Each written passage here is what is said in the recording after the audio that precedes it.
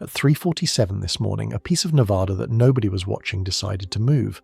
A magnitude 4.5, 77 kilometers northeast of Tonopah, in country so empty you can drive an hour without seeing another car.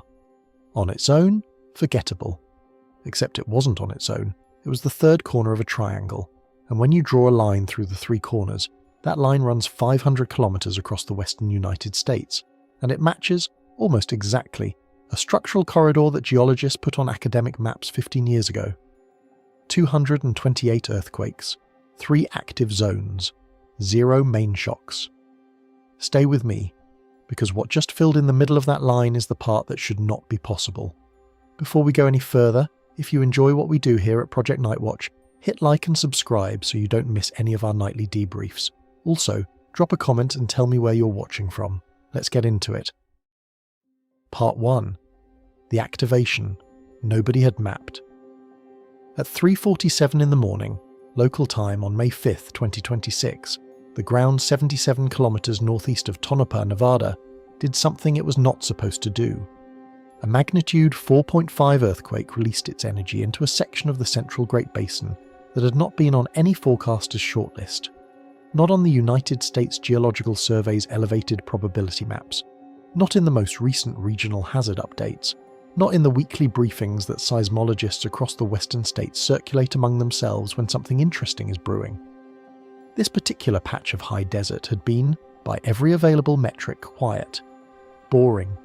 The kind of place that makes its way into a hazard report only as a footnote, and then, in the dark hours before dawn, it wasn't quiet anymore. I want you to understand something before we go any further, because this is where the story actually begins. A magnitude 4.5 on its own is not a remarkable earthquake. The planet produces thousands of them every year. Most of them happen at sea, or under uninhabited mountain ranges, or beneath ice sheets where nobody is around to feel them. A 4.5 will rattle dishes in a cabinet. It will wake up light sleepers. It will not by itself knock down a building or open a fissure in a highway or do any of the cinematic things that earthquakes do in the disaster movies. So if you only saw the magnitude number, you would scroll past this story without thinking twice. But the magnitude is not the story. The location is the story, the timing is the story, and most of all, the pattern that this earthquake just completed is the story. Because what happened in the minutes after that initial shock is what made seismologists from Reno to Salt Lake City sit up and start refreshing their monitoring feeds.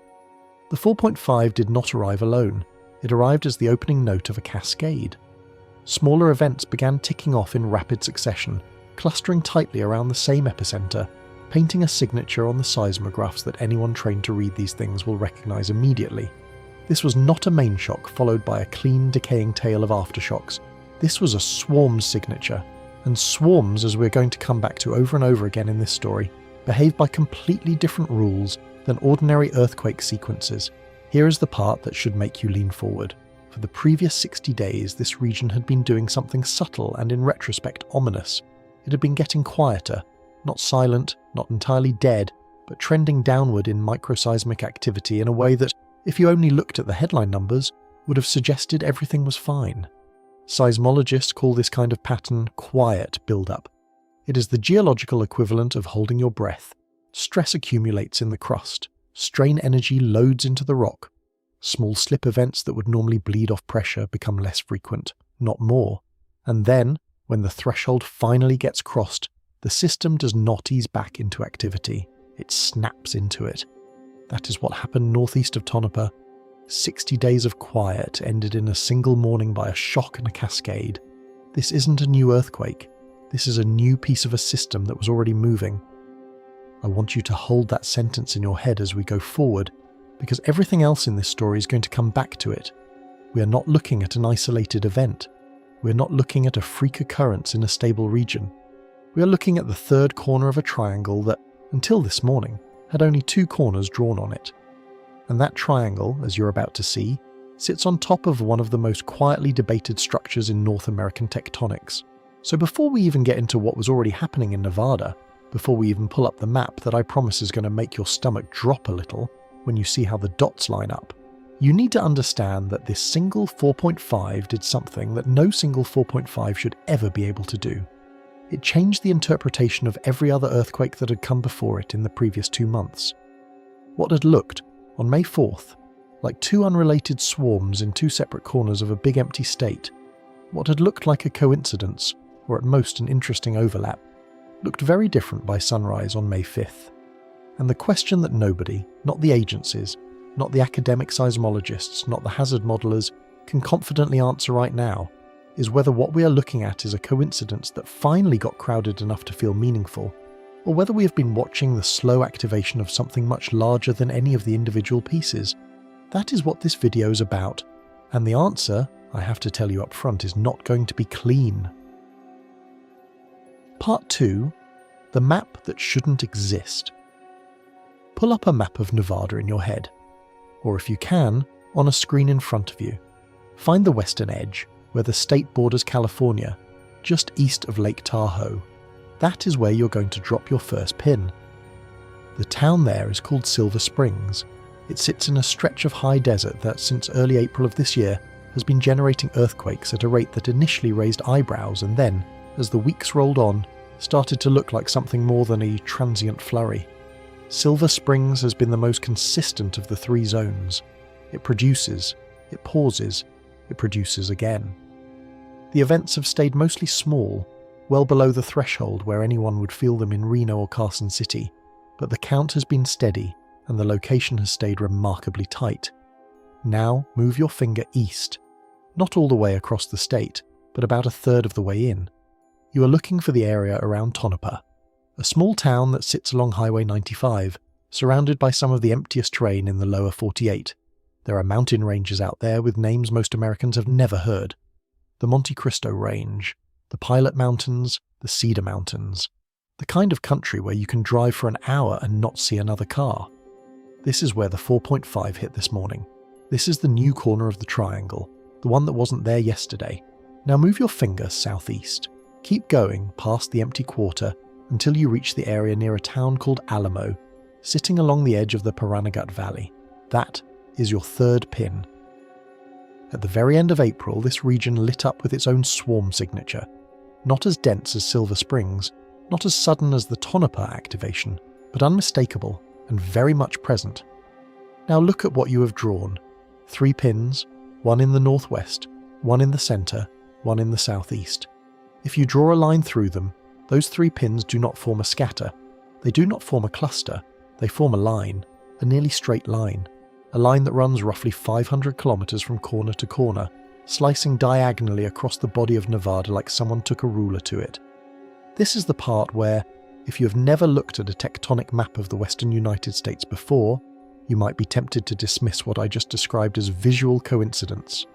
3 points, almost anywhere on Earth, can be made to look like they line up if you choose the right pair of axes. The human eye is famously bad at this. We are pattern hunters by evolutionary design, which means we will see patterns where none exist, and we will see them very confidently. So fair enough. Skepticism is appropriate here, except for one inconvenient detail. That line that you just drew, the line that connects Silver Springs to Tonopah to Pahranagat, is not a new line. It is not something that I am inventing for the purposes of this video. It is not something that emerged from this swarm. That line has been on academic maps for 15 years. It has been published. It has been peer-reviewed. It has been argued about in geological journals and at conferences and in graduate seminars. It has a name, even if the name is not exactly catchy. It is one of the inferred segments of a kinematic corridor that geophysicists believe connects the active plate boundary along the eastern edge of California, where the Pacific Plate grinds past the North American Plate, all the way across the Great Basin to the Wasatch Fault on the western edge of Utah, where Salt Lake City sits. In other words, that line is the structural skeleton of an idea that geologists have been quietly developing for over a decade. The idea is that the deformation we associate with the San Andreas system does not stop neatly at the California state line. It does not get absorbed entirely by the well-known Walker Lane belt that runs along the Nevada border. Instead, a measurable fraction of that strain leaks eastward, through a corridor of distributed faulting and shear until it reaches the Wasatch Front. For most of the time this idea has existed, it has been a slow, sleepy hypothesis, the kind of thing that gets discussed at conferences and then doesn't really make news, because the corridor, in geological terms, has not been doing much. It has been there, structurally. The mapping evidence has been there, The geodetic measurements, the very precise satellite-based observations of how the ground deforms over years and decades, have been there. But the seismicity, the actual earthquakes that would prove the corridor was alive in the present moment, those have been sparse, scattered, and easy to dismiss as background noise, until now. Because the middle just filled in. The northwest corner has been swarming, the southeast corner has been swarming, and as of this morning, the centre of the corridor, the very stretch that had been the quietest, the part that had given skeptics their best argument that the whole corridor idea was overblown, that centre has lit up too. This is not visual coincidence. This is a pre-existing structural prediction that just received a piece of confirming evidence in real time. And the people who care about this kind of thing, the structural geologists and the seismic hazard modelers and the geodesists, are going to spend the next several months arguing about exactly what that confirmation means. But the casual observer, the person who just wants to understand what is happening in Nevada right now, needs to take away one thing. 3 swarms on 3 corners of a published 500-kilometre line is not a thing that happens for no reason. Whether it means what the corridor hypothesis says it means, that is a different question, and one we're going to come back to. But the alignment is real. The map is real. And the question of what that map is now telling us is suddenly, urgently, on the table. Part 3. The missing mainshock problem. Now I have to introduce the part of this story that is keeping seismologists from making any confident statements at all, even off the record.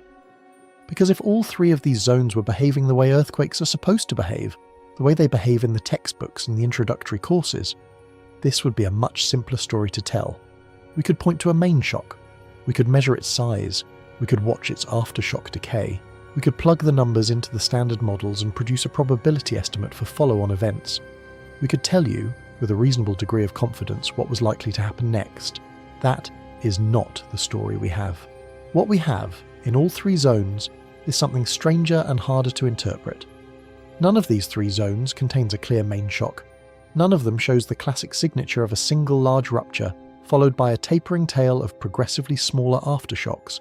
Instead, all 3 are showing variations of what seismologists call swarm behaviour. And swarm behaviour, as much as I hate to keep coming back to this point, is one of the genuinely ambiguous signals in all of seismology. The Silver Spring zone comes the closest to looking normal. Its activity has had moments where it almost organised itself around a leading event, almost decayed into something that resembled an aftershock sequence, almost behaved. But it has not actually done so. The pattern keeps reopening. New small events appear. The centre of activity drifts subtly. It is borderline. A trained seismologist looking at the Silver Springs catalogue alone would shrug and say, well, this could go either way. The Tonopah zone, the one that just activated, is showing pure swarm behaviour from the moment of the 4.5 forward. The cascading smaller events are not arranged like aftershocks. They do not sit clearly beneath the main event in terms of magnitude relationships. They do not decay smoothly with time. They are clustered in a way that suggests fluid involvement or stress redistribution along a complicated fault network, or some combination of the two. This is not a simple mainshock and tail. The Pahranagat zone is also swarm-dominated. The events from late April clustered in time, clustered in space, did not produce a clear leading event, and did not produce a clean decay. Pure swarm. Now why does this matter? Why am I making such a point of this? Because the framework we use to interpret earthquake hazards, the framework that produces those probability estimates you sometimes see after a major event, that framework is built around aftershock sequences. Aftershocks are predictable in a statistical sense. They follow well-known laws. We know roughly how many to expect at each magnitude after a given mainshock. We know how quickly they decay. We can say with real confidence things like, there is a 15% chance of a magnitude 5 or larger in the next 7 days. We cannot do any of that with swarms, because swarms do not follow those laws. A swarm can release the same total seismic energy as a moderate earthquake, distributed across hundreds of small events, and then simply stop. No mainshock ever comes. The pressure that drove the swarm dissipates through the cumulative slip of all those small events, and the system goes quiet again. This happens all the time. Most swarms in the geologic record fade out without producing anything significant. But sometimes, and this is the part that makes everyone uncomfortable, Swarms are the prelude to something larger. Sometimes the swarm activity is a sign that stress is loading onto a critical fault that is about to fail. Sometimes the swarm is the last warning before the system breaks. The challenge, the genuinely unsolved scientific challenge, is that there is no reliable way to tell in real time which kind of swarm you are looking at. We do not have a main shock, we do not have a sequence, we have pressure without release. That is the situation right now in Nevada, in all 3 zones simultaneously, pressure without release. And if you are wondering whether this combination, 3 simultaneous swarm zones with no main shock in any of them, has a clear historical precedent that we can compare this against, the answer is that the historical record is thin enough and the instrumentation that produced it sparse enough that we genuinely do not know. There may have been similar episodes in the past. They may simply not have been recorded with enough detail to be useful, so we are flying without instruments here, and the question that should be making you uneasy is not, what is going to happen next? The question is, do we even have the tools to recognise it if it does? Part 4, the 228 event signal nobody's seeing clearly. Let me give you a number that I want you to sit with for a moment. 228. That is, roughly, the count of catalogued earthquakes in central Nevada over the last 60 days, as the swarm activity has built up across these 3 zones. 228 individual events, large enough and well enough located to make it into the official catalogues. That sounds like a lot. And in absolute terms it is more than the region has produced in any comparable 2-month window in recent memory. So the headline number, the number that is going to show up in news articles and social media posts about this event, is going to be that number. 228 earthquakes, 3 zones, 1 corridor. But here is what I want you to understand about that number. It is almost certainly wrong. Or rather, it is almost certainly an undercount. Possibly a dramatic one. Here is why. The seismic monitoring network in central Nevada is one of the sparsest in the lower 48 states. The reasons for this are practical and not particularly mysterious. Seismic stations require maintenance, they require power, they require communication links, they require people who can drive out to them when something breaks, which in central Nevada often means a multi-hour journey on unpaved roads.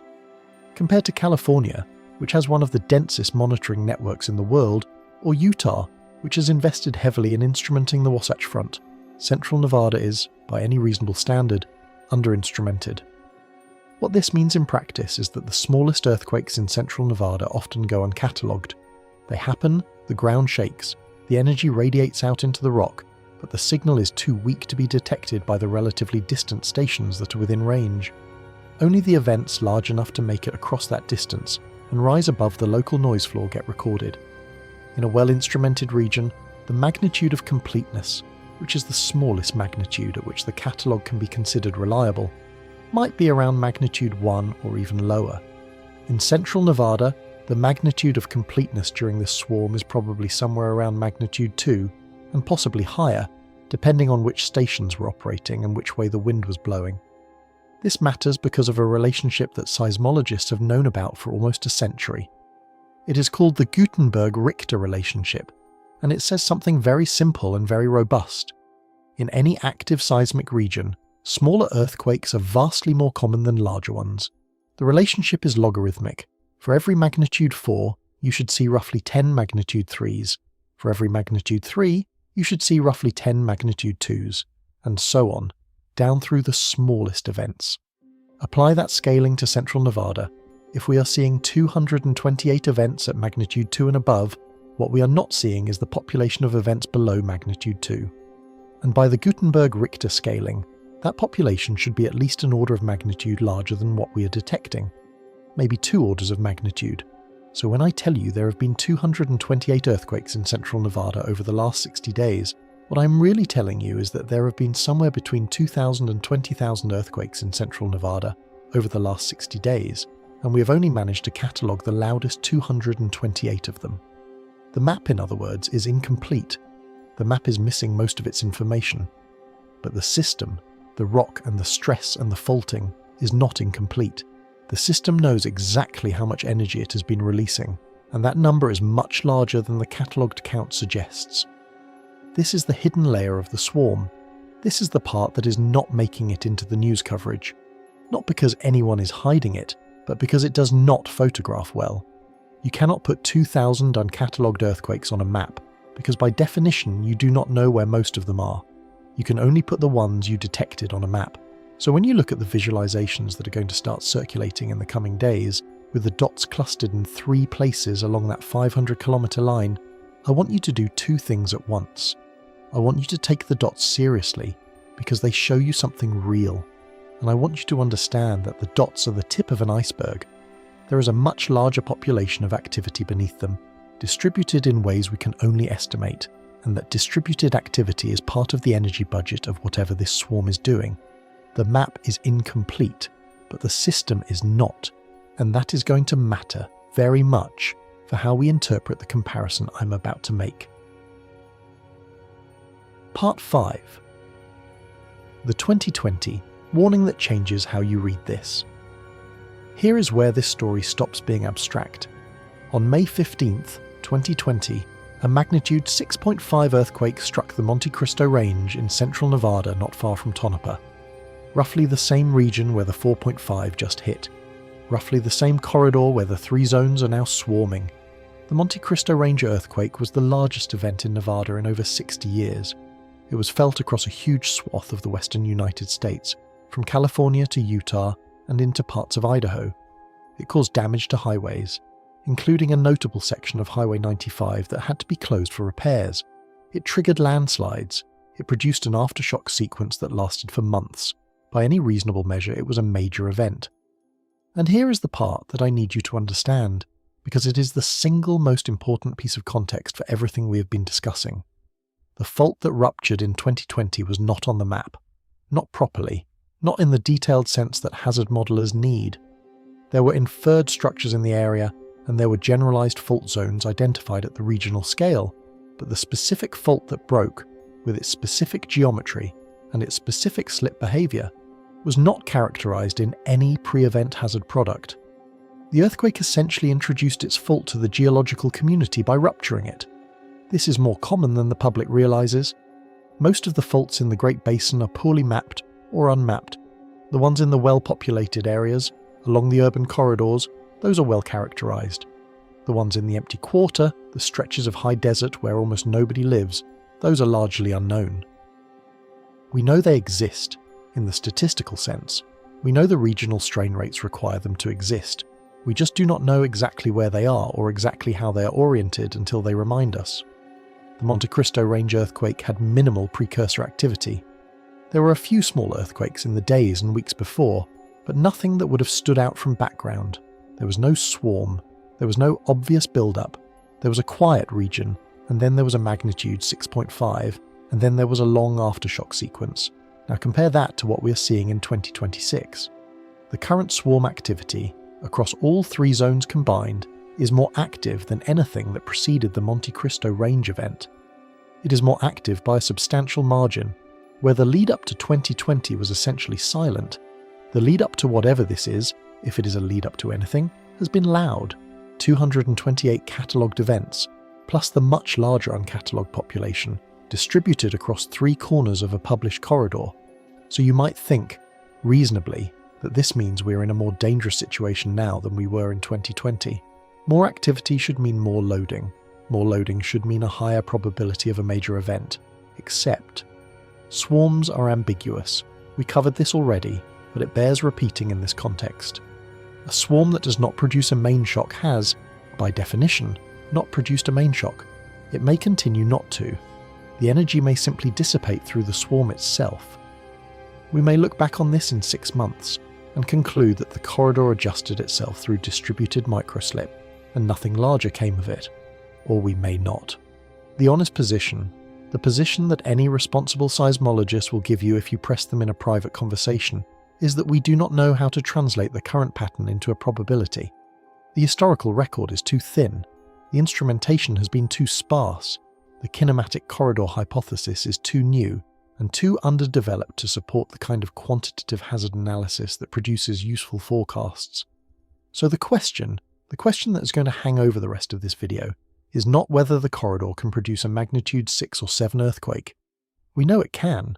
The 2020 event proved that. The question is whether the current swarm pattern is telling us that another such event is more likely, or whether it is telling us nothing useful at all. The question isn't whether this region can produce a larger rupture, it's whether this pattern means anything at all. And to answer that question, or at least to circle around it intelligently, we have to leave the realm of clean facts and move into the realm of competing interpretations. Because right now, this morning, on the day this swarm spread to its third zone, there are at least 3 serious ways to read what we are looking at, and they are not all compatible. Part 6. The Corridor Hypothesis. Let me walk you through the strongest version of the most alarming interpretation, because if you understand this one clearly, the others will make more sense in contrast. The corridor hypothesis goes like this. The Pacific Plate off the coast of California is sliding northwest past the North American Plate at a rate of about 50 millimeters per year. That is the fundamental driver of seismic activity in the western United States.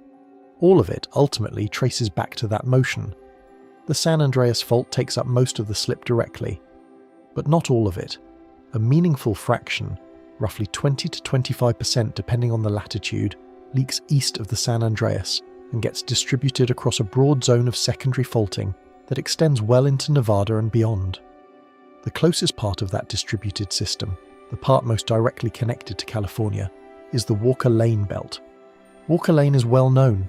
It runs along the Nevada-California border, accommodates a few millimeters per year of right lateral slip, and produces moderate earthquakes on a fairly regular basis. The Silver Spring swarm is happening in, or very near, the Walker Lane system, so its presence there is geologically expected.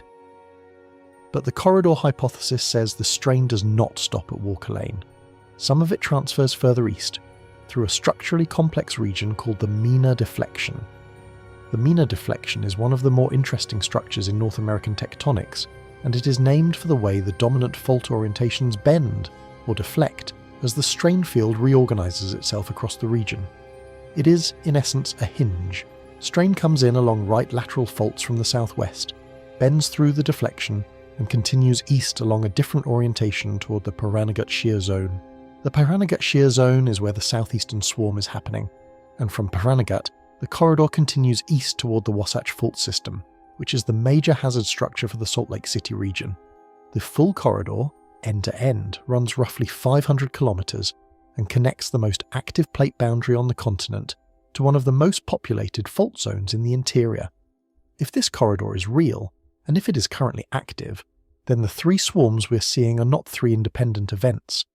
They are 3 expressions of a single, continent-scale system that is currently in a state of elevated activity. The strain that drives all 3 is, ultimately, the same Pacific Plate motion that drives every earthquake on the West Coast. The corridor is the conduit. This is a powerful idea. It explains the alignment, it explains the timing, it explains why 3 zones, hundreds of kilometers apart, would all start swarming within a 60-day window. It also explains why the swarms are not producing clear main shocks. In a distributed shear corridor, strain is supposed to be distributed. It is supposed to be released across many small events on many small faults, rather than concentrated into single large ruptures. The swarm signature is exactly what you would expect from a distributed corridor reactivating. There is a phrase that gets used in the technical literature about distributed strain systems. The phrase is, the strain is becoming lumpy. What this means is that, even in a system that is supposed to be distributed, the actual release does not happen evenly. It happens in concentrated patches, in certain areas, at certain times. Right now, the concentrated patches are in 3 places along the corridor. Whether the lumpiness will resolve itself through continued small releases, or whether it will eventually concentrate enough to produce a larger event, is the question that nobody can answer. Here is the catch. The corridor hypothesis, even at its strongest, is not currently a forecasting tool. It is a structural explanation. It tells you why these things might be connected. It does not tell you what they are going to do next. There is no real-time model that takes the corridor as input and produces a probability of rupture as output. The hypothesis is geologically valid and operationally unprovable, which means that, for all the satisfying elegance of the corridor explanation, you cannot use it to make decisions. You cannot use it to evacuate anywhere. You cannot use it to issue warnings. It is, at this stage, a framework for understanding what we might be looking at, not a tool for predicting what comes next. It's geologically valid and operationally unprovable. That tension between the elegance of the explanation and the inability to act on it is going to come up again. It is in many ways the central frustration of doing seismic hazard science in 2026. Part 7. The independent cycle hypothesis. Now let me give you the opposite interpretation. The one that says the corridor is real as a structure, but the timing of the three swarms is genuinely just a coincidence. The case for this view starts with the fact that each of the three swarm zones sits on, or very near, a different fault system with different mechanics. Silver Springs is associated with right lateral strike slip faults that are clearly part of the Walker Lane system. The faults there move horizontally, with the western side sliding northwest relative to the eastern side. The mechanics are essentially an extension of the San Andreas style of faulting. The Pahranagat zone, on the other hand, contains a set of left lateral strike slip faults, that is, faults that move in the opposite horizontal sense. The reasons for this involve some genuinely complicated tectonic history that I am not going to fully unpack here, but the upshot is that the Pahranagat zone has a different stress orientation than the Walker Lane zone, and the faults there have been accumulating strain at different rates and along different trajectories than the faults in the northwest. The Tonopah area, which sits between the two, is also structurally distinct. The faults there have both strike slip and normal components, meaning some of them move sideways and some of them move vertically. The region has been called a transition zone in the technical literature, and it has its own set of recurrence cycles that are not necessarily synchronized with anything happening to the east or west of it. If you accept all of this, then the three swarms are happening on three different fault systems, with three different recurrence cycles. The fact that they are all swarming at the same time is not, on this view, evidence of a unifying corridor. It is just three clocks happening to strike at the same hour. This is not a crazy view. It fits with a lot of what we know about Western Great Basin tectonics.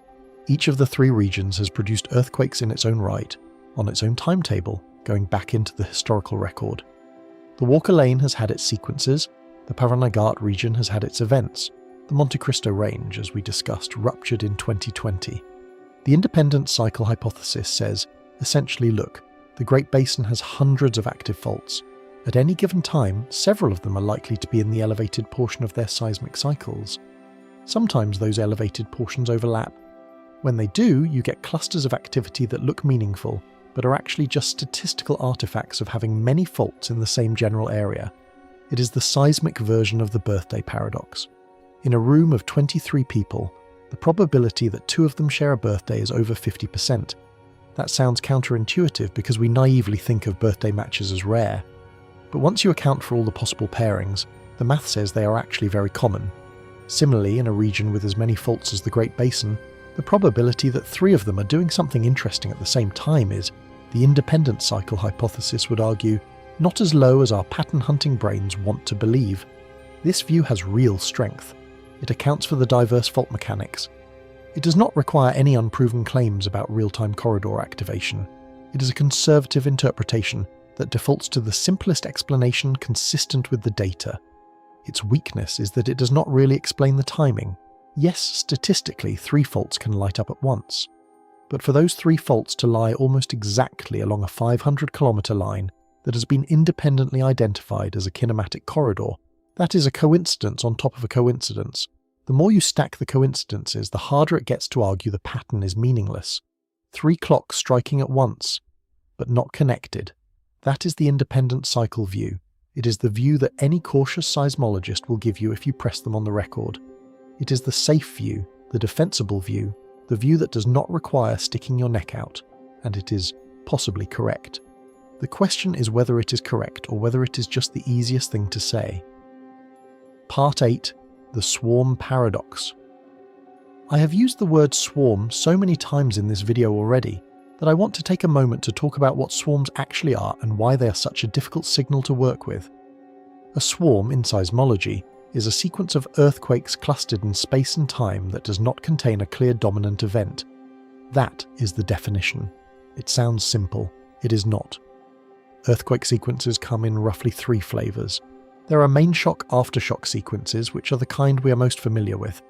A big earthquake happens, smaller earthquakes follow it. The smaller ones decay over time according to well-understood laws, and eventually the system goes quiet. There are foreshock, mainshock, aftershock sequences, where smaller events precede a larger one, the larger one happens, and then aftershocks follow.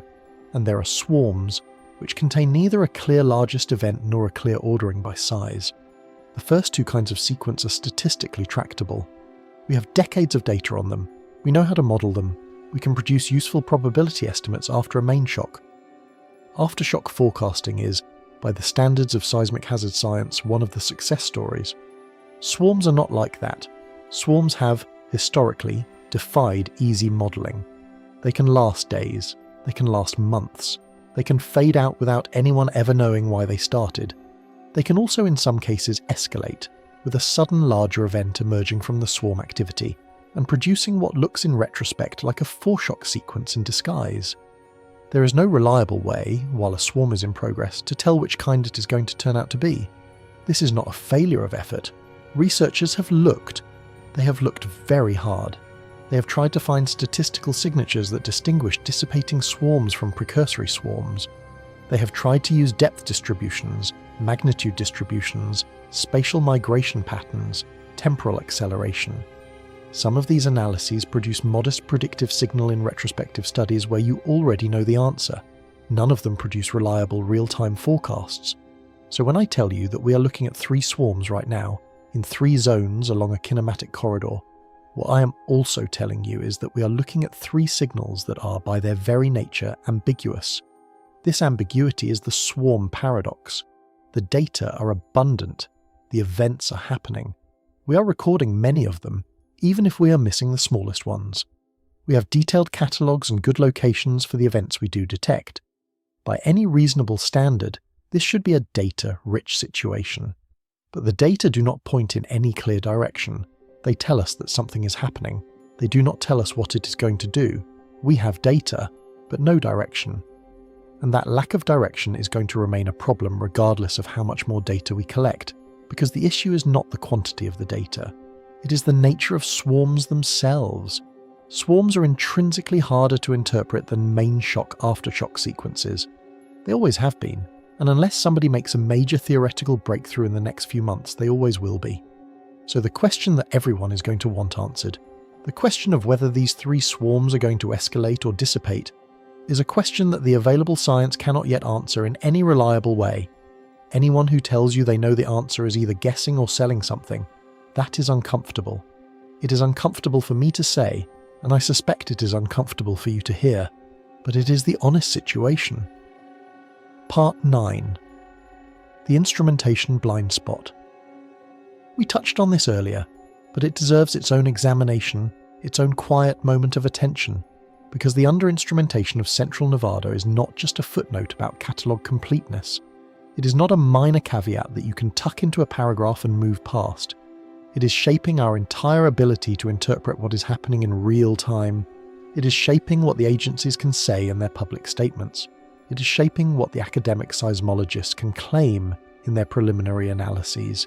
It is shaping, in a very concrete way, the difference between confidence and guesswork in everything we have been discussing in this video. Let me draw you a comparison that will make this concrete. When a moderately sized earthquake occurs in California, somewhere along the San Andreas system, or one of its many side branches, the resulting waveforms are recorded by hundreds of stations across the state. Hundreds, not a handful, not a few dozen, hundreds. The signal arrives at different stations at different times because different stations are at different distances from the source. It arrives with different amplitudes because the geology between the source and each station attenuates the signal in different ways. It arrives with different polarities because the way the fault moved during the earthquake projects different directions of motion onto different parts of the surrounding crust. From all of that information, layered together and run through inversion algorithms that have been refined over decades, seismologists can solve for not just the location of the earthquake, but its depth, its mechanism, its rupture geometry, sometimes even its directivity. The directivity tells you which way the rupture propagated along the fault, whether it punched north or south, east or west. They can tell you with high confidence what the fault did and how it did it. They can produce a finite fault model within hours of the event. They can compare it to previous events on the same structure. They can tell you whether this rupture loaded the next segment in line or unloaded it. When a moderately sized earthquake occurs in central Nevada, the resulting waveforms are recorded by, depending on where exactly the event happens, anywhere from a handful to a few dozen stations. That is the entire dataset. That is what the seismologists have to work with. The basic location is usually solvable, because location only requires arrival time picks at a small number of stations, and you can usually scrape together enough of those to pin down the epicenter to within a few kilometers. The depth, though, is often poorly constrained. Depth is harder than location. Depth requires either nearby stations, ideally within one focal depth of the event, or a sufficiently distinctive waveform shape that you can extract depth phases from teleseismic recordings. Central Nevada often has neither. So the depth on many of these events comes with an error bar that is wider than the bar itself. We might know on a particular event that it happened somewhere between 3 and 15 kilometers down, which is a range that includes the entirety of the seismogenic crust in this region. That is not a useful constraint when you are trying to figure out which fault ruptured. The fault mechanism, the moment tensor solution, that tells you whether the earthquake was strike slip or normal or thrust may or may not be calculable depending on the magnitude. Below about magnitude 3.5, the regional stations are usually too far away to record the polarities cleanly. You get the location, you get the magnitude, and then you stop. The detailed rupture geometry, the actual surface that slipped during the event, is generally beyond what the available data will support except for the very largest events, the kind that would dominate the entire sequence. None of the events in the current swarm are large enough to produce that level of detail. This means that, for many of the events in the current swarm, we know they happened. We know roughly where they were. We know roughly when they were. We know their magnitudes with some uncertainty. And that is about it. That is the entire knowledge inventory. Take a moment with that. We are talking about events that are possibly signalling a continent-scale stress system reaching a critical state. We are talking about events that, if interpreted correctly, might be telling us something about the future of seismic hazard across the western United States. And the most we can say about most of them is that something happened, somewhere around there, around that time, somewhere around that size. We do not know, for most of these events, exactly which fault they occurred on. We do not know, for many of them, whether they happened on a previously mapped structure or on something new. Recall that the 2020 Monte Cristo Range earthquake ruptured a fault that was not properly characterized until after it broke. Some of the events in the current swarm could be doing the same thing on a smaller scale, illuminating unmapped structures that nobody has ever named. We have no way to know. We do not know, in detailed terms, whether the swarm is migrating along a single fault plane or jumping between several. Migration is one of the most diagnostic signals a swarm can produce. If the events are systematically marching along a single plane in a particular direction, that tells you about fluid involvement, about stress transfer along the fault, about the mechanical state of the rupture surface. If they are scattered across multiple planes, jumping between sub-parallel structures, that tells you something completely different. It tells you about distributed deformation, about a network of small faults loading and unloading collectively. These two scenarios have different implications for what comes next. We cannot, with the data we have, reliably distinguish between them. These are the kinds of questions that require dense local instrumentation to answer, and we do not have dense local instrumentation in the relevant areas. The most important segment of the corridor, the part that just activated near Tonopah, is also the least visible. The nearest permanent stations to that swarm are tens of kilometers away. Tens of kilometers. For comparison, in the most heavily instrumented parts of California, you can find stations within 5 kilometers of any active fault, within 2 kilometers in some places. The difference between 5 kilometers and 50 kilometers is not just a difference in distance. It is a difference in what kinds of analyses are even possible. There are some temporary deployments, some additional instruments that have been brought in over the last few years for various academic studies, particularly after the Monte Cristo Range earthquake drew attention to the region. But the coverage is still nowhere near what would be ideal. The temporary instruments help. They do not solve the problem. This creates a strange situation. The story we are trying to tell, the story about whether 3 swarms along a kinematic corridor are connected or coincidental, is exactly the kind of story that would benefit from very detailed seismic data. We would want to compare the depths of the events in the 3 zones, to see whether they are happening at similar levels in the crust. We would want to compare the fault orientations, to see whether the slip directions are consistent with a coherent regional stress field. or scattered in ways that suggest independent local controls. We would want to look for patterns of stress transfer between the zones, the kind of subtle correlations in timing that would suggest one zone is loading or unloading another. We would want, ideally, to see whether activity in one zone correlates with activity in the others on timescales that suggest mechanical coupling, on the order of hours or days, the timescales at which transferred stress propagates through the crust. We can do some of this. The available data will support some of these analyses, some clever processing, some careful comparison of waveforms, some statistical tests against null hypotheses. Those things are still possible. But the level of confidence we can achieve will be lower than what we would get in a better instrumented region. We are working with a sketch where we would want a photograph. The sketch is real, the sketch contains information, but it's not the same as a photograph, and we should not pretend it is. This blind spot is not new. It has been a known limitation of central Nevada seismology for decades. Generations of graduate students have written theses about how much more we could learn if we had better coverage. There have been periodic efforts to improve the network, including some federal and academic initiatives in recent years, particularly through the EarthScope program and its successors, but the basic constraint remains. The region is too big, too remote, and too lightly populated to justify the kind of investment that would produce California-level coverage. The economic logic of where to put seismic stations follows, not unreasonably, where the people are, and the people in central Nevada simply are not there.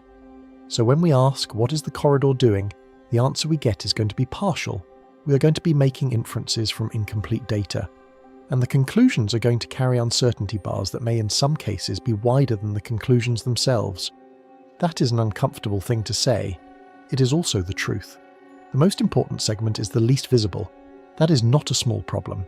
That is going to shape every interpretation of this swarm for as long as it continues, and it means that, no matter how the story unfolds from here, we're going to be reading it through a fog that does not lift. Part 10. The external signals. Before we leave the question of competing interpretations, before we close out this part of the story and move on to the harder questions about where, if any of this matters, the system actually breaks, I want to briefly bring in something that has been circulating in some corners of the internet over the last 24 hours. I want to bring it in because it is going to come up in the comments, it is going to come up in the discussions, it is going to be the first thing a certain kind of viewer reaches for when they try to make sense of what just happened in Tonopah, and I think it deserves a fair hearing, even if my conclusions about it are going to be more cautious than some of you might like. In the days before the May 5th Tonopah event, there was a geomagnetic storm. Specifically, a G2 class disturbance driven by a coronal mass ejection from the Sun that arrived at Earth in the window leading up to the earthquake. The storm produced auroras that were visible at unusually low latitudes, the kind of lights in the sky that get photographed by people who do not normally photograph the sky, and posted to social media accounts that do not normally post about space weather. The storm was within the typical range of solar activity for this part of the solar cycle. It was not extreme by any historical standard. It was not the kind of event that would damage power grids or take down satellites. But it was real, it was noticeable, and it occurred close enough in time to the Tonopah event that the two became, in the eyes of a certain online community, instantly linked. There is a long-standing fringe hypothesis, occasionally entertained even by mainstream researchers, but never widely accepted, that geomagnetic activity can influence the timing of earthquakes in regions that are already close to failure. The proposed mechanism varies depending on who is doing the proposing.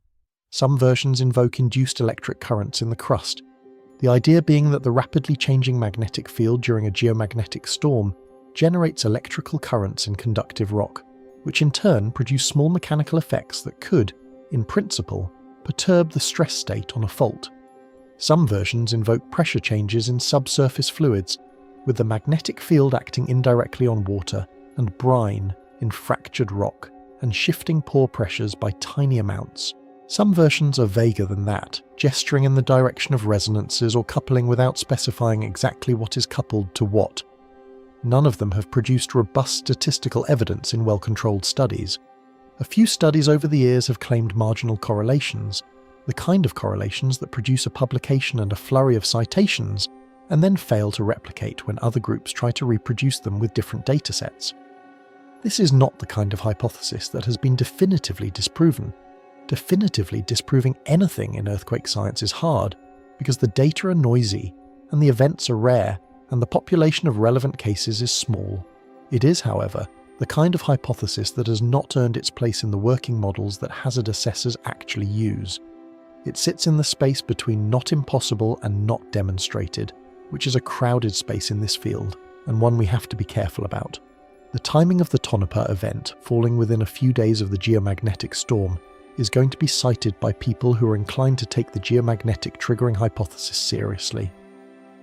The lag between the storm and the earthquake falls within the window that some of those marginal correlation studies have identified as the supposed sweet spot, somewhere between 1 day and several days after the peak of geomagnetic activity. So on the surface, you can construct an argument that one influenced the other. The pieces fit if you do not look too closely at the rest of the picture. I want to give that argument its due, because I think it is worth doing in this kind of story, and then I want to explain why I am not, on the basis of what we currently know, going to weight it heavily. The argument's due is this: we do not fully understand all the factors that determine earthquake timing on a fault that is already loaded near its failure threshold. The classical picture of earthquake nucleation is frankly incomplete. We know stress accumulates, we know rocks fail, we know the failure produces seismic radiation that we record at our stations. The details of what happens in the final minutes and hours before a rupture, the precise sequence of micro-slip events that precedes the main break, the role of fluid pressure, the role of temperature, the role of small external perturbations, all of that is still active research. It is plausible, in principle, that small external perturbations could nudge a fault from a state where it is going to fail in a few months to a state where it fails today. The literature on tidal triggering, for example, has produced some real, if modest, evidence that ocean tides influence the timing of certain kinds of earthquakes in certain settings, particularly shallow events near coastlines and certain volcanic systems. The effect is small, but it appears to be statistically real. Geomagnetic triggering, if it exists, would be a similar kind of effect. It would not cause earthquakes that were not already going to happen. It would not summon a rupture out of stable crust. It would only adjust the timing of earthquakes that were imminent anyway, by hours or days, by nudging an already loaded fault across a threshold it was going to cross regardless. So I am not telling you the hypothesis is impossible. I am not telling you the people who entertain it are foolish. I am telling you that the bar for accepting an external trigger as a meaningful driver of seismic activity is high, and the evidence specific to geomagnetic triggering has not so far cleared that bar. The reason I am not weighting it heavily, in this specific case, is more concrete than the general state of the literature.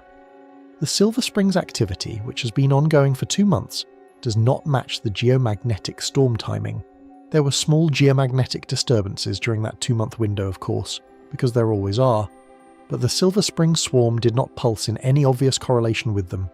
The Pahranagat activity, which lit up in late April, also does not match. The late April events came in a window that was, by space weather standards, fairly quiet.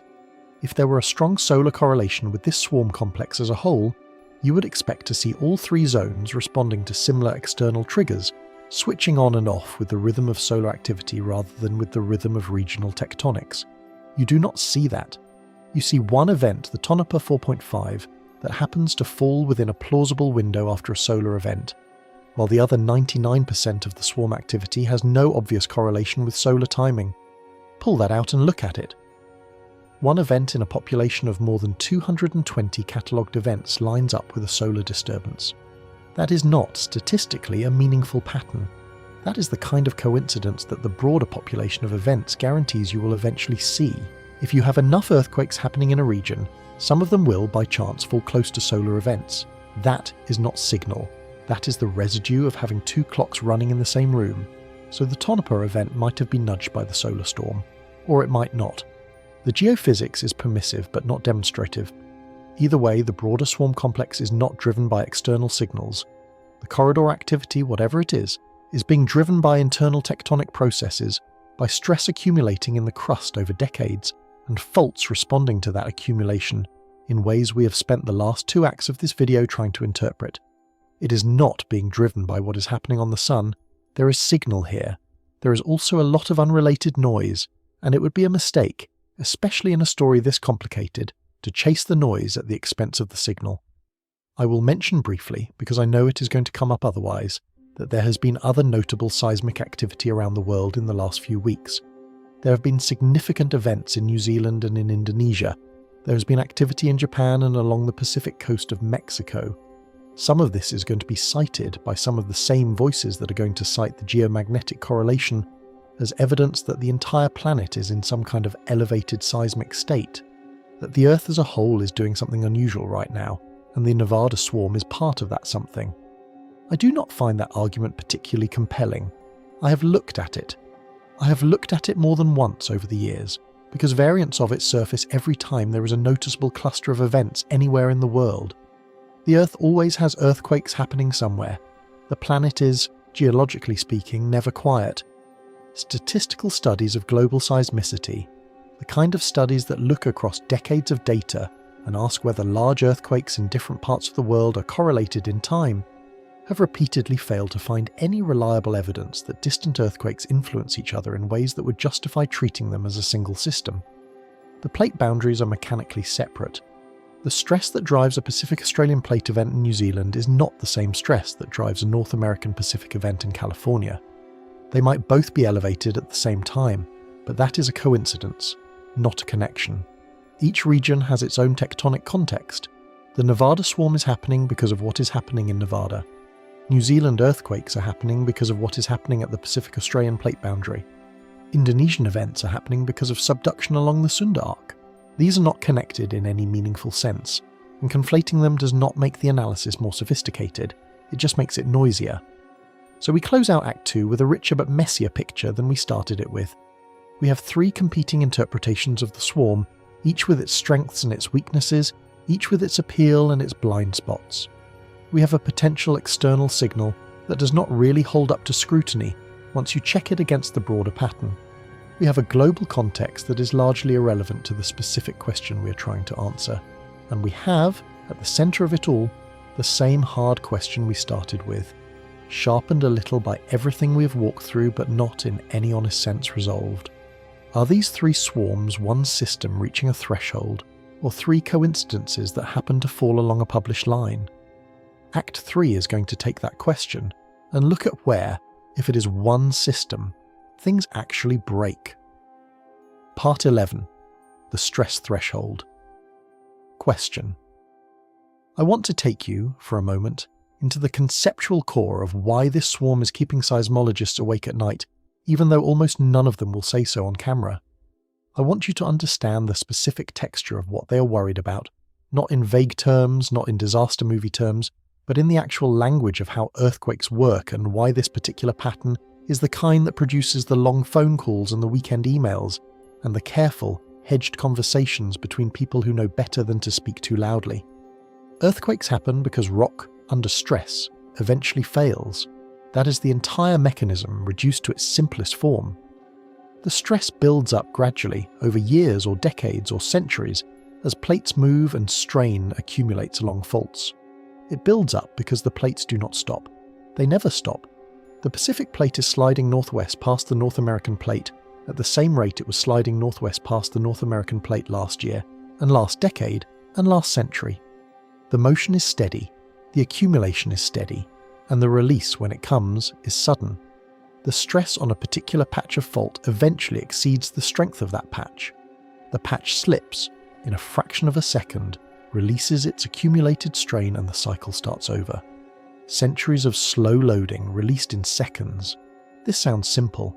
It is not simple. The complications come in several layers, and you need to understand them to understand why nobody can give you a clean answer about the corridor. First, faults are not single uniform surfaces.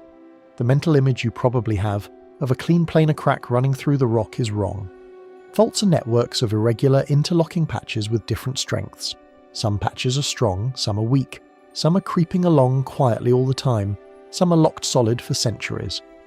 The strength varies in 3 dimensions, controlled by the local geology, the mineralogy of the fault gouge, the roughness of the fault surface at scales from kilometers down to micrometers. When a fault ruptures, what is actually happening is that one of the locked patches has finally given way, and the rupture front is propagating across that patch, and possibly jumping to neighbouring patches if they happen to be ready to fail too. Second, The stress on a fault is not just the local stress. It is influenced by the stress on neighbouring faults, which can either increase or decrease the loading on any particular patch. When one fault slips, it changes the stress field around it. Some areas experience an increase in stress, some experience a decrease. The pattern is not random, it follows the geometry of the rupture and the orientations of the surrounding structures. This is why earthquake sequences happen, why one event in a region tends to be followed by others, why the Western United States cannot really be understood as a collection of independent faults, but as a coupled network where each piece responds to what the others are doing. Third, faults interact with fluids, with chemistry, with temperature, in ways that change their effective strength over time. Poor pressure in the rock can lower the threshold for slip. Mineral precipitation along the fault surface can raise it. Heat from previous events can soften the rock. Cold periods can harden it. The effective strength of any given patch is not a constant. It is a moving number that depends on conditions you cannot easily measure from the surface. What this means in practice is that there is no single, well-defined threshold that separates a stable fault from an unstable one. There is instead a fuzzy region of conditions, a kind of statistical envelope within which a fault becomes increasingly likely to fail without any external intervention. Outside the envelope, the fault is stable. Inside the envelope, the fault is going to fail eventually, on a timescale that depends on where exactly inside the envelope it sits. Deep in the envelope, near the boundary of mechanical impossibility, failure is imminent. Just inside the envelope, failure might be decades or centuries away. The transition from outside to inside is gradual. There is no bell that rings when the fault crosses the line. When seismologists talk about a system approaching a stress threshold, what they actually mean is that the system is moving deeper into that fuzzy envelope. Not that there is a single number, a magic value of pressure or strain, that, when crossed, will guarantee a rupture. Real systems do not work like that. Real systems get progressively more unstable, and at some point the next perturbation, whatever it is, tips the balance and produces a failure. The perturbation might be a small earthquake on a neighbouring fault. It might be a change in pore pressure from rainfall infiltrating into the crust. It might be a tidal stress, or a thermal cycle, or yes, possibly, an external trigger of the kind we discussed in the previous part. Whatever the proximate trigger is, it only matters because the system was already loaded close to its threshold. The trigger does not create the earthquake, it just selects the moment. So when we ask, is the corridor approaching a stress threshold, what we are really asking is, are we deep in the envelope where the next perturbation, whatever it is, could trigger a major event? The honest answer is, we do not know, and I want you to sit with that, because it is the kind of honest answer that does not satisfy anyone, including me. We do not have the instrumentation to measure the stress directly. We have no way to drill down into the crust, attach a sensor to a fault patch, and read off the current stress level on a dial. The technology does not exist. We infer stress indirectly, from surface deformation, from earthquake patterns, from geological history. All of those inferences carry large error bars. We do not have the historical record to know what the envelope looks like for this particular system. The instrumental record for central Nevada goes back, in any detailed sense, only a few decades. The catalogue of large earthquakes goes back further, into the early 20th century, but with significant gaps and large uncertainties on the older events. We cannot say, with the kind of statistical rigour we would want, what the typical recurrence interval is for major earthquakes along the corridor. We cannot even say with confidence that the historical events we know about happened on the same structures that are currently swarming. We can make broad statements about plate motion budgets, about strain rates, about the fact that some amount of stress must be accumulating somewhere along the corridor at all times. The math of plate motion guarantees that. The crust cannot deform forever without storing strain energy. That energy has to be released somewhere, somehow. But translating those broad statements into a specific assessment of how close the system is to failure is, with current tools, beyond what can be done in real time. What we can say is this: the corridor has been quiet for a long time. The 2020 Monte Cristo range event was the first significant rupture in this region in decades. Before that, you have to go back further, into a cluster of large events in the early 20th century, between roughly 1915 and 1954, to find comparably energetic activity in this part of Nevada. That is a long pause. It is long enough that, if the corridor accumulates strain at anything like the rate suggested by the geodetic measurements, The amount of stored strain energy in the system right now is substantial. Not necessarily enough for a major event tomorrow, but not negligible either. A long quiet period followed by a major event followed by a swarm complex along a published corridor. That is a sequence that, if you read it in a textbook, you would recognize as potentially consistent with a system that has been loading for a long time and is now in the process of releasing. You would underline that sentence, you would put a margin note next to it, you would, in a graduate seminar, spend an entire afternoon arguing about what it means. But potentially consistent is not the same as confirmed. The same sequence could be consistent with other things too. It could be consistent with a system that has reached some kind of low-level dynamic equilibrium and is releasing strain through distributed micro-events without ever building toward a major rupture. The corridor might just be venting. It might keep venting for years or decades and never produce the kind of single large event that would prove the alarmed reading correct. It could be consistent with 3 independent systems that happen to be in correlated phases of their cycles, each loading and unloading according to its own internal clock, with the apparent coordination being a statistical illusion. It could be consistent with several different scenarios that look identical on the available data, and only diverge in their long-term outcomes. The system may be adjusting, or approaching failure. Right now, those look the same. This is the central uncertainty of the situation. Not a failure to gather data, not a failure of expertise, but a fundamental limitation of what the available signals can tell us. The data we have, the data we are likely to gather over the next several months, do not contain the information needed to distinguish adjustment from approach. The signals overlap. The patterns are non-unique. The system is doing something. We do not know what. Let me explore something now that I do not think most coverage of this swarm is going to bring up, because it is uncomfortable, and it cuts against the natural tendency of disaster reporting to focus on where things are loudest. If, hypothetically, the corridor really is one connected system, and if that system really is approaching a release threshold, the rupture does not necessarily happen at any of the 3 zones that are currently swarming. This is counterintuitive.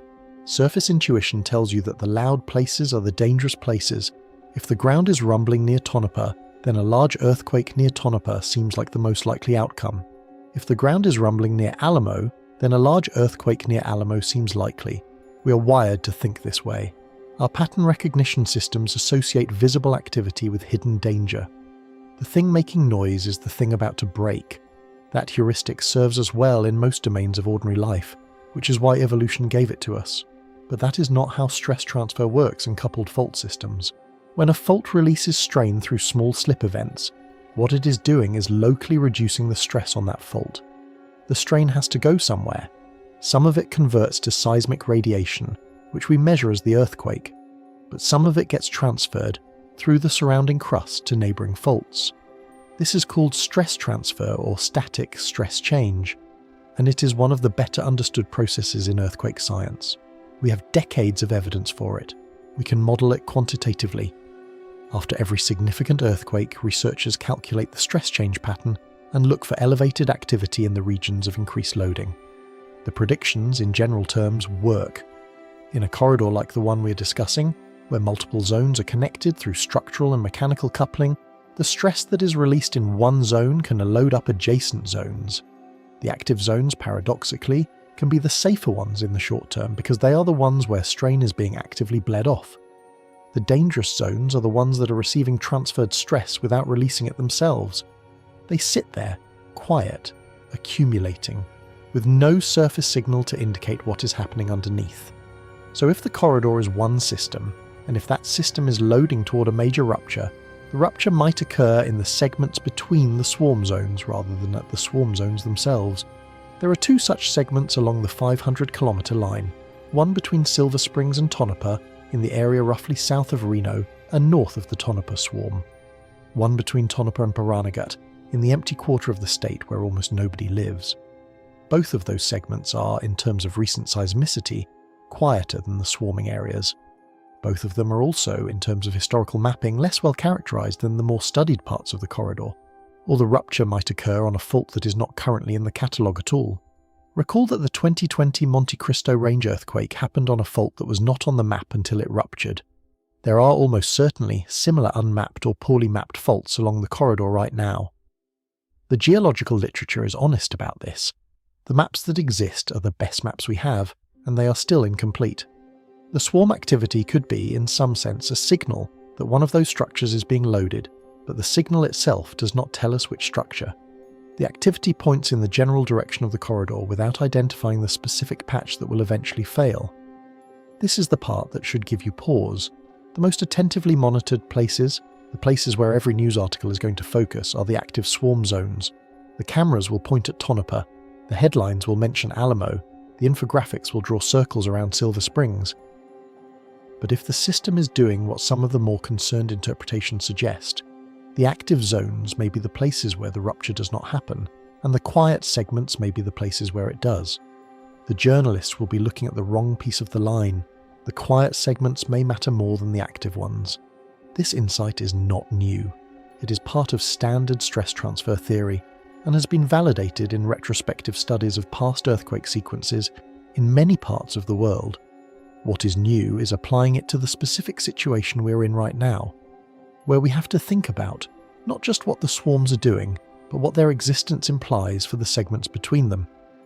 The implication is uncomfortable because it points to places that are not being watched closely, places where there is no news to report, places that are, by every superficial measure, fine. I do not want to oversell this. The independent cycle hypothesis, the one that says the three swarms are coincidental, would not predict any particular rupture geometry, because it does not see the corridor as a coherent system. So this whole discussion only matters if you accept that the corridor is mechanically real.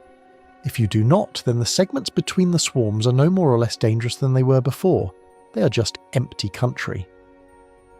But if you do accept the corridor hypothesis, even tentatively, then the geography of risk shifts. It shifts in a way that runs counter to the cameras and the headlines and the natural focus of attention. The risk is not just where the noise is. The risk is also, possibly more so, where the silence is. Part 13. Historical memory versus present reality. Let me give you some historical context now, because I think it changes how the current situation reads in a way that the dry technical discussion of swarms and corridors and stress transfer cannot quite get at on its own. History has a way of doing that. It takes the present moment, which always feels unique and unprecedented when you're standing inside it, and places it next to other moments that came before, and suddenly the unique thing looks less unique, and the unprecedented thing looks like part of a pattern that has been running for longer than anyone now living has been around to watch. In the first half of the 20th century, the Walker Lane and its associated systems, the broad belt of distributed faulting that includes much of the corridor we have been discussing, went through a remarkable period of activity. Remarkable not by the standards of California, where major earthquakes are common enough to feel routine, but by the standards of central Nevada, which most of the time is a place where almost nothing seismically interesting happens for years on end. Between 1915 and 1954, a span of just under 40 years, this region produced multiple earthquakes in the magnitude 7 range. Not aftershocks of California events, not edge effects from the San Andreas. Locally generated, locally devastating magnitude 7 earthquakes on faults that were largely unknown before they ruptured. The 1915 Pleasant Valley earthquake was a magnitude 7.1. It happened in north-central Nevada, in country so remote that the surface rupture, which extended for tens of kilometers, was not fully mapped until decades later. The 1932 Cedar Mountain earthquake was also a magnitude 7.1, in a region that, by today's hazard maps, would not be considered a particularly elevated risk area.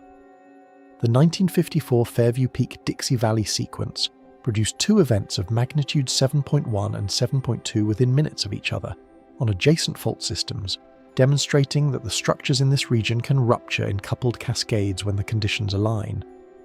There were others as well, in the magnitude 6 range, scattered through the same decades, less famous but contributing to a picture of a region that, during this particular 40-year window, was unmistakably and consistently active.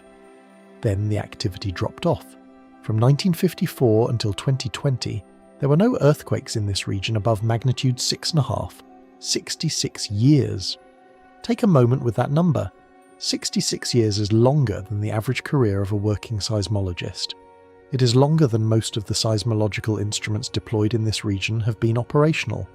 It is longer than the institutional memory of most of the agencies that monitor this place. By the standards of large earthquake recurrence in the western United States, 66 years is a long time. It is not so long that it constitutes a full seismic cycle, the kind of complete loading and unloading that brings a fault back to where it started. But it is long enough that an entire generation of geologists came of age without ever directly experiencing a major earthquake in this region. They knew about the early 20th century events from the literature, from the rupture mapping that had been done after the fact, from the photographs and the survey records. They did not know them as living events. They knew them the way you know history. The 2020 Monte Cristo range earthquake broke that quiet period. I want you to feel the weight of what that means.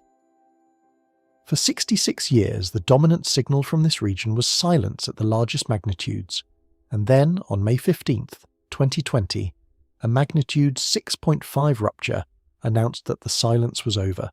It was, in terms of magnitude, the largest event in the region in over 6 decades. It was also, in terms of its location and its rupture geometry, a partial surprise. It happened in an area that hazard models had identified as capable of producing moderate earthquakes. The general region was on the maps, but the specific fault and the specific behaviour were not anticipated in the way that, say, a San Andreas rupture would be anticipated. The fault that broke had not been characterised. The geometry of the rupture, which involved coordinated slip across multiple fault segments at angles to each other, was unusual. The earthquake, in a real sense, taught us things we did not know about that piece of crust. 2020 was, in a sense, the end of the quiet period. Not just the end of one number falling below another on a graph, but the end of a long phase in the regional seismic history. The system had been holding its breath for 66 years, and then it exhaled, and the exhalation reshaped the way every careful researcher in this field had to think about what came next. The current swarm complex in May of 2026 is happening in the post-quiet phase. We are no longer in the long pause between major events. We are in the period after one major event and possibly before another. Although, and I want to be careful here, we cannot say with any confidence whether the next one is years away or decades away or never. The post-quiet phase is not by itself a forecast. It is just a description of where we sit in the broader history. We sit on the far side of a wall that the system built up over 6 decades and then knocked down in 2020. This reframes how we read the current activity in a way that I think a lot of the casual coverage is going to miss. If we were still in the quiet period, 3 simultaneous swarms along a kinematic corridor would be more anomalous than they are now. They would jump out of the historical record as something striking, something demanding explanation, something that did not fit the long pattern of stillness. We would have to explain why a long dormant system was suddenly producing this much activity. The independent cycle hypothesis, the safe interpretation that says the 3 swarms are coincidental, would have to do more work. Because the priors would weight against any of the 3 zones being individually active during a quiet period, the joint probability of all 3 being active simultaneously would be vanishingly small under that hypothesis, and the corridor explanation would inherit some of the displaced probability mass. But we are not in the quiet period. We are in the post-quiet phase, where the prior probability of moderate to large activity is, by the most basic sort of reasoning, elevated. The system has just demonstrated that it is capable of producing major earthquakes. The next several decades may, by historical patterns, contain more such events. The early 20th century cluster suggests that, when this region becomes active, it can stay active for a long time, producing multiple major events spread across decades. We are perhaps in the early years of a new active phase, or we are perhaps still in the immediate post-Monte Cristo adjustment, with the regional crust settling into a new equilibrium after the 2020 event redistributed stress across the corridor. It is hard to tell those 2 scenarios apart from where we are sitting. What the current swarm activity does not yet do, however, is reach the level of seismic energy release that would be consistent with a system actively in the process of producing a major event in the immediate term. 228 catalogued events in 2 months, with the largest being a magnitude 4.5, represents a substantial amount of activity by Central Nevada standards. By the standards of any individual subregion, it is elevated. But the total seismic moment, the actual physical measure of how much energy has been released, is not at the level that some retrospective studies have identified as preceding the largest events. There are case studies in the literature where, in hindsight, you can see acceleration in the cumulative moment release in the months before a major rupture. The current sequence does not show that pattern, at least not yet. The activity is high, but it is not accelerating in the way that would constitute a clear precursor signal. The system remembers how to produce large earthquakes. It just is not doing so yet. That word, yet, is doing an enormous amount of work in that sentence, and I want to be honest about how heavy it is. It might never. The current activity might fade out over the coming weeks and months without producing anything larger than what we have already seen. The swarms might decay, the catalogues might quiet down, the agencies might issue an after-action report next spring concluding that the corridor briefly woke up and then went back to sleep. That is a perfectly possible ending to this story. It might even be the most likely ending if you weight the historical priors carefully and accept that most swarms in the geologic record do in fact fade out without producing major events. Or it might be the early stages of something we will look back on in a year or 5 years or 20 as an obvious lead up to a major rupture that we somehow failed to act on. That is also a perfectly possible ending. The retrospective view is always crueler than the real-time view, because in retrospect the patterns look obvious in a way they never do while you're inside them. Future analysts, with the benefit of knowing what happened next, will be able to draw clean lines through the data we are looking at now and identify the warning signs that, from our position, are buried in noise. The honest position is that both of those outcomes are consistent with what we are seeing right now. Both. Not one or the other, with the other being a remote possibility. Both, with comparable plausibility, with the data unable to choose between them. The historical memory of this region tells us that large earthquakes are part of its repertoire. The present reality tells us that the current activity is, while elevated, not yet at the level that would unambiguously signal an imminent major event. Those two truths sit next to each other and refuse to resolve into a single clean story.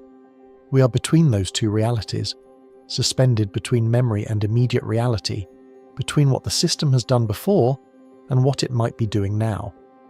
We're going to be between them, with no clearer answer for some unknown amount of time. That time might be measured in months.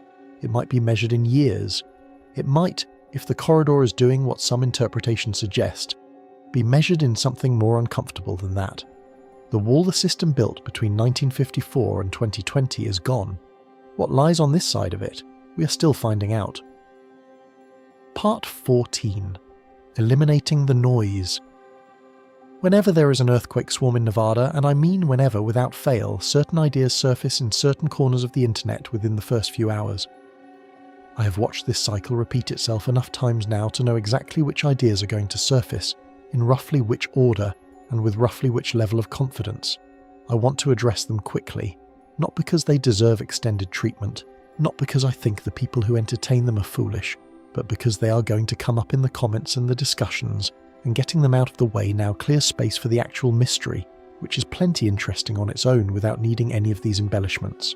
I'm also going to address them because I have noticed, over the years, that if you do not address these ideas at all, the silence gets read as agreement. People assume that if I am not discussing nuclear testing, I must secretly believe nuclear testing is involved and just not be allowed to say so. That is not how this works. I am not discussing certain things because they are wrong, and I want to take a few minutes to explain exactly why they are wrong, so that we can move on to the parts of this story that are actually unresolved. The first idea you are going to see, and you are going to see it within the first day if you have not already, is that the swarm is somehow connected to nuclear weapons testing, or to operations at Area 51. Let me dispatch this directly, because the geography alone settles most of it. The Nevada National Security Site, formerly known as the Nevada Test Site, where actual nuclear weapons tests were conducted during the Cold War era, is located in southern Nevada, roughly 100 kilometers north of Las Vegas. That puts it well south of the 3 swarm zones we have been discussing. It is not adjacent to any of them.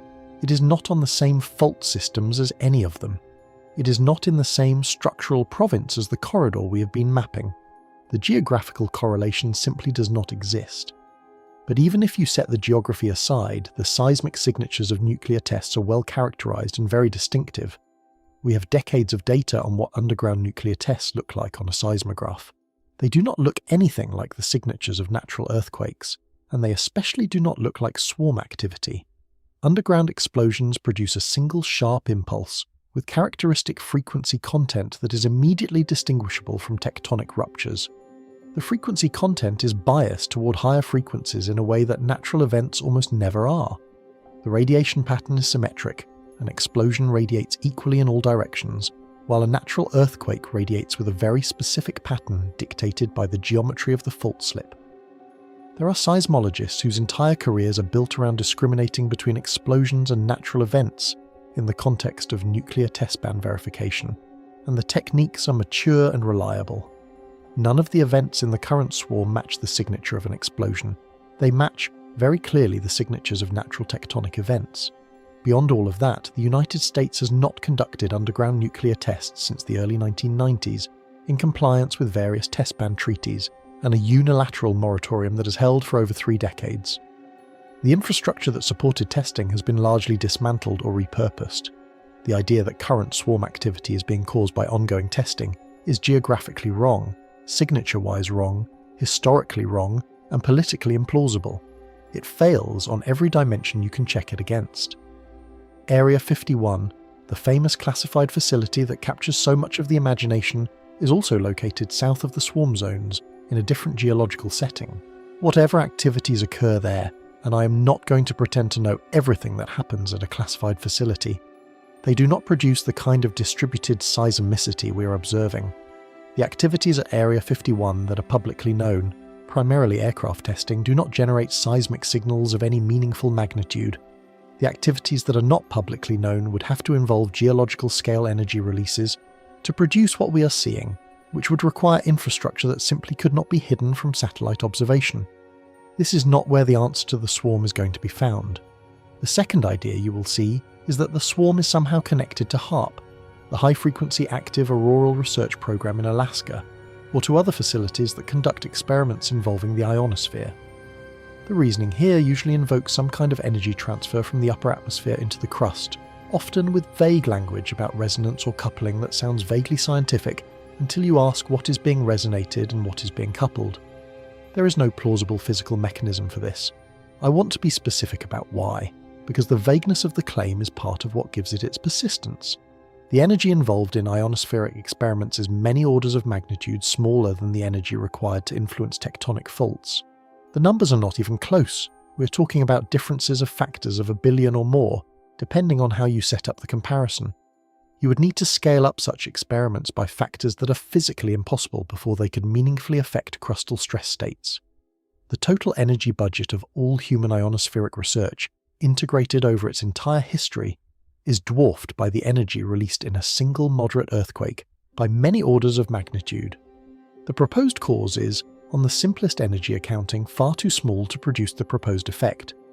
This idea persists because it sounds vaguely scientific to people who do not work through the actual numbers. The vocabulary involved, ionosphere, resonance, electromagnetic coupling, sounds like technical language, and technical language, in the absence of quantitative checks, can cover for almost any claim. But the numbers do not work, and the idea fails on basic physics.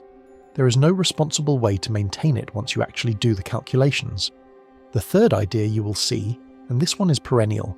This one shows up around every Western seismic event, regardless of where it actually occurs, is that the swarm is somehow connected to Yellowstone.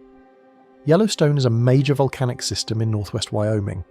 It is, in its own right, a fascinating and important geological structure. But it is not a tectonic feature in the same sense as the structures we have been discussing in Nevada. It is a hotspot volcanic system, driven by a deep mantle plume, with its own internal dynamics that are largely decoupled from the regional plate motions that drive Great Basin seismicity. Yellowstone is hundreds of kilometers from any of the 3 swarm zones. It is in a completely different structural setting, north and east of the corridor we have been mapping. There is no mechanical connection between Yellowstone activity and central Nevada seismicity. The 2 systems are operating on different physics, in different parts of the crust, driven by different sources of energy. Periodic claims that Yellowstone is connected to everything seismic in the western United States are simply false. They make for compelling narratives, because Yellowstone has the dramatic appeal of being a supervolcano with the potential, on geologic timescales, to do something genuinely catastrophic.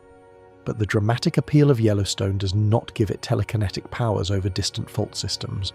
The mechanical coupling that would be required to link Yellowstone to central Nevada simply does not exist in the crust. They are not supported by any of the data, by any of the geological reasoning, by any responsible analysis. I bring these up, all three of them, not to mock the people who entertain them. I have learned over the years that mocking does not actually convince anyone of anything. People entertain these ideas for reasons that are often more about pattern hunting and meaning-making than about evidence, and shaming them does not address the underlying impulse. I bring them up because they have a way of muddying the conversation around events like this one. They occupy attention that could be directed at the actual mystery.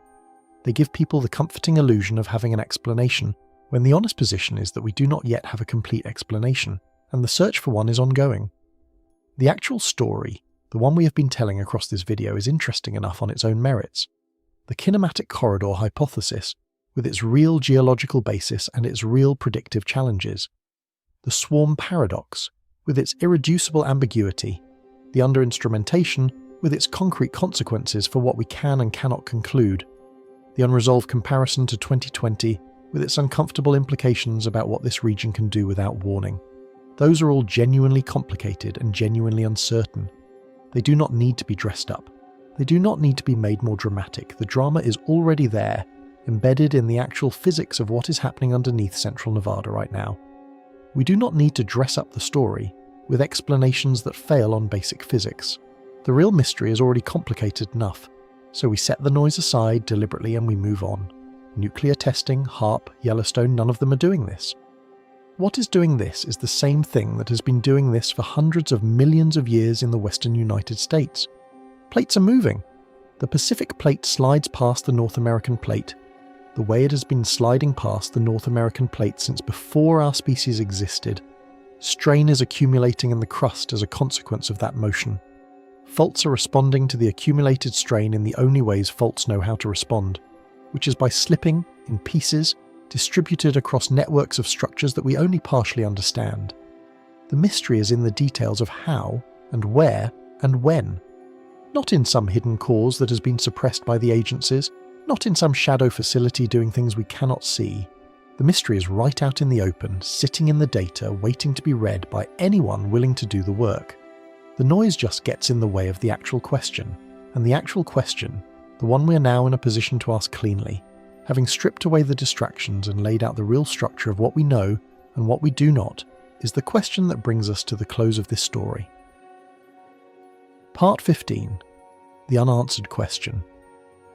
Let me put the situation in its simplest form, one last time before we close this story out. Not because simplicity will resolve any of the tension we have built up over the last several parts, but because I want you to walk away from this video with a clean version of the situation in your head, the kind of summary you can hold on to and refer back to as the next several weeks and months unfold, and the data either confirms or undermines the picture I'm about to give you. We have 3 active swarm zones in central Nevada. They are located in the northwest, the center, and the southeast of the state.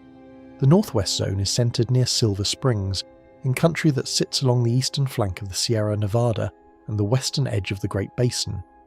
The southeast zone is centered near Alamo, in the Pahranagat Valley, in the kind of empty desert that you have to specifically choose to drive through. The central zone, the new one, the one that activated this morning, is centered near Tonopah, 77 kilometers to the northeast of that town, in country that is even more remote than the country around the other two. They have been active for varying lengths of time. The Northwest Swarm has been running for roughly 2 months since early April of this year, with sustained low-level activity that has neither escalated nor faded. The Southeast Swarm activated in the last 2 weeks of April, with a more compressed timeline of clustered events.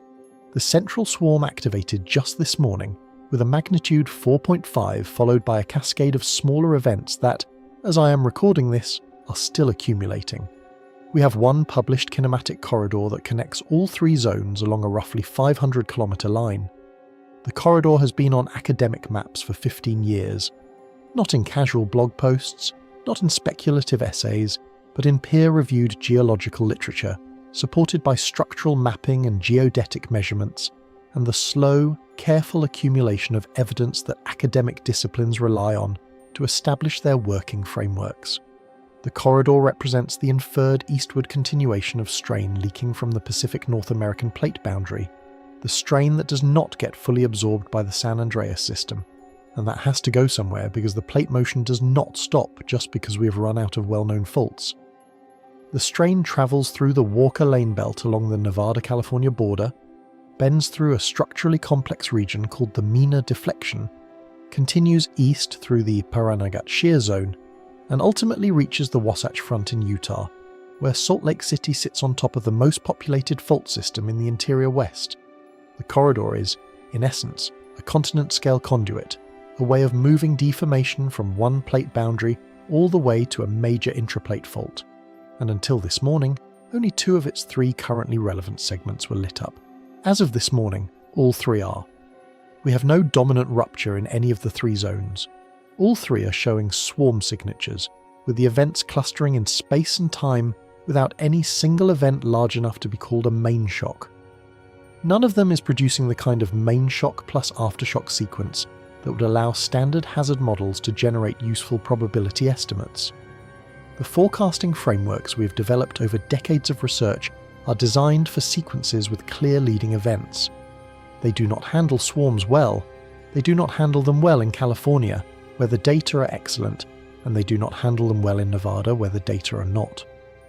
We have incomplete data due to the historic underinstrumentation of central Nevada, with a true event count that is probably an order of magnitude higher than what is appearing in the catalogues. The 228 events that we keep citing are the loud ones, the ones that rose above the detection threshold of the relatively distant stations that monitor this region. Underneath those 228 events, there are likely thousands more, smaller, undetected, contributing to the overall energy budget of the swarm but invisible to us. The map is partial. The system, on the other hand, is not partial. The system knows exactly what it has been doing.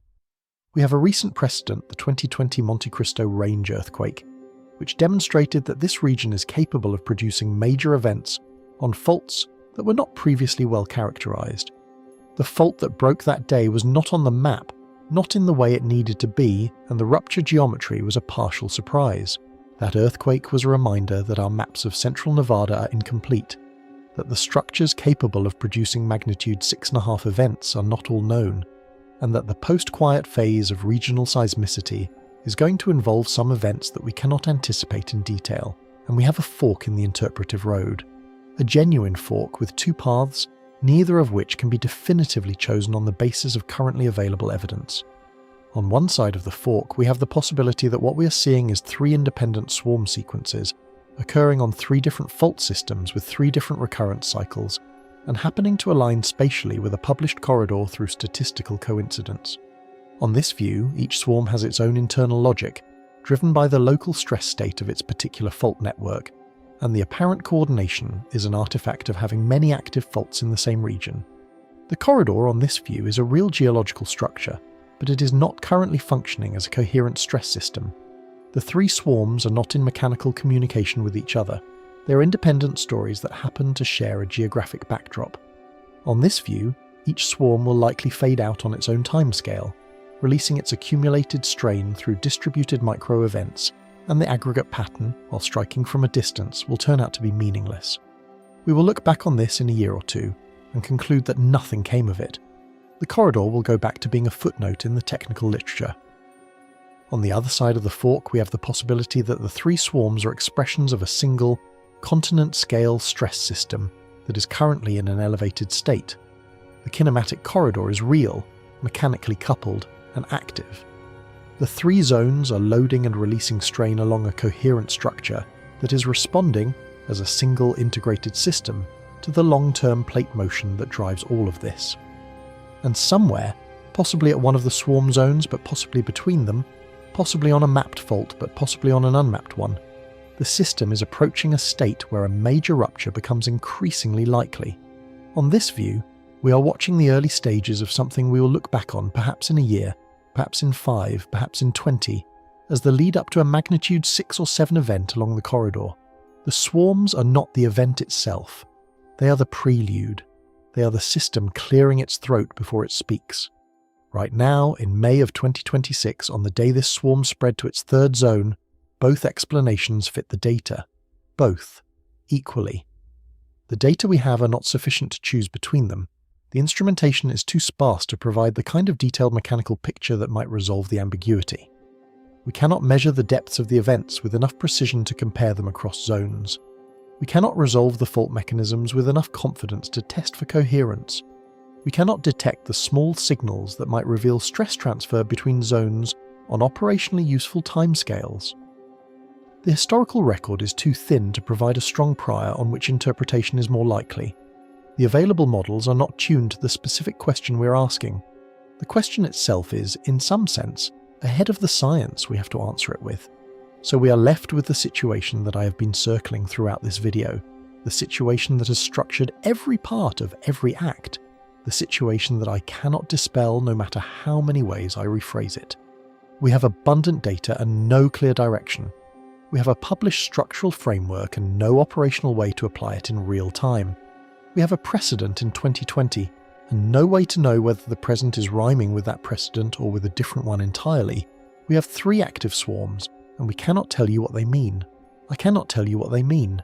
The seismologists who have spent their careers on this region cannot tell you what they mean. The honest position, the only honest position, is that we are watching and we do not know. The system will eventually tell us which interpretation was correct.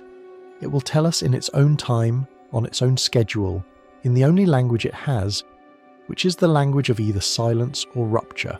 Either the swarms will fade, the catalogues will quiet down, and life along the corridor will go on unchanged, and we will quietly update our priors to weight the independent cycle hypothesis more heavily.